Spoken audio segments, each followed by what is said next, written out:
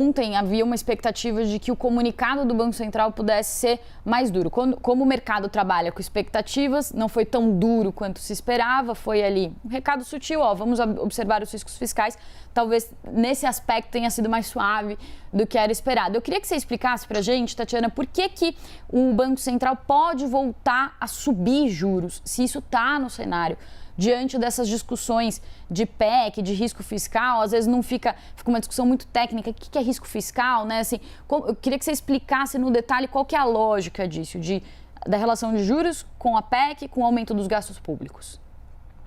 Tá certo. Então, o aumento dos gastos públicos, ele incentiva a demanda, né? Ele incentiva a demanda. Ainda mais os gastos públicos que a gente está discutindo aqui, que são transferências de renda, né? Em grande maioria, né? Isso é mais dinheiro, mais renda para a população, o que é ótimo, né? E principalmente a parte vulnerável, né? Então, políticas sociais bem desenhadas são muito bem-vindas, mas a questão é que a gente está ainda com a inflação muito acima da meta da inflação. Então, a inflação está rodando, né? O IPCA está rodando em 6% e a meta de inflação é 3% no longo prazo, 3,25% no ano que vem. Então, a gente precisa trazer essa inflação de 6% para 3%.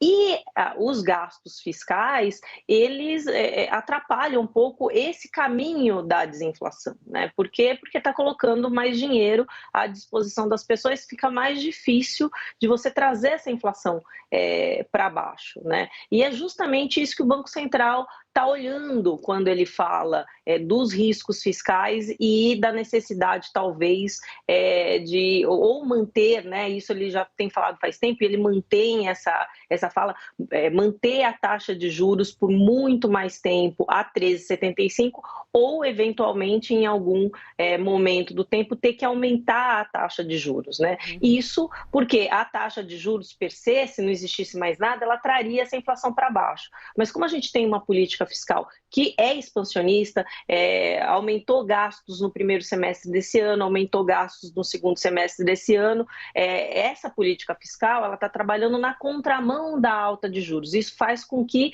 fique mais difícil trazer a inflação para baixo. E o Banco Central tem duas opções aqui. Ele mantém a taxa de juros por mais tempo, e eu acho que essa ainda é a maior probabilidade. Eu acredito que o Banco Central vai ter espaço para cair taxa de juros realmente só no segundo semestre, ou se você tiver mais gastos fiscais, os gastos fiscais forem além do que está esperado e que leve aí a inflação a acelerar, ele pode ter que repensar isso e elevar a taxa de juros antes de baixar, né? Então, uma elevação da taxa de juros no começo do ano.